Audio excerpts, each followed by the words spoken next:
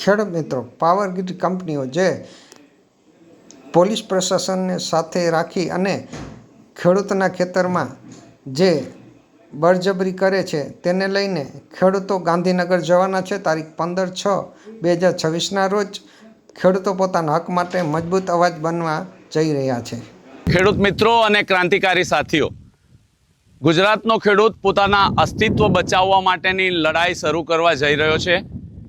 આગામી તારીખ 15મી જૂન 2026ના રોજ સમગ્ર ગુજરાતમાંથી વીજ ટાવર લાઇન, ભાવના પ્રશ્ન, ખાતર અને MSPને લઈને જે મુશ્કેલી છે એ મુશ્કેલીની રજૂઆત કરવા માટે મોટી સંખ્યામાં ભેગો થઈને ગાંધીનગરની કૂચ કરવાનો છે.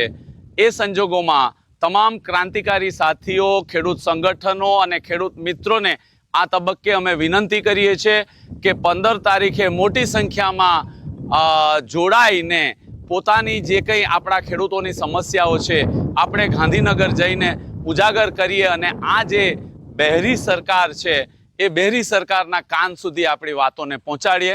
આપ સૌને 15મી જૂન 2026ના દિવસે 1111 ટ્રેક્ટરો અને મોટી સંખ્યામાં ખેડૂતો ભેગા થઈને આપણી વાત ગાંધીનગર રજૂ કરીએ. આવો, જોડાવો અને પોતાના અસ્તિત્વને બચાવવા માટેની લડાઈ લડો એવી વિનંતી.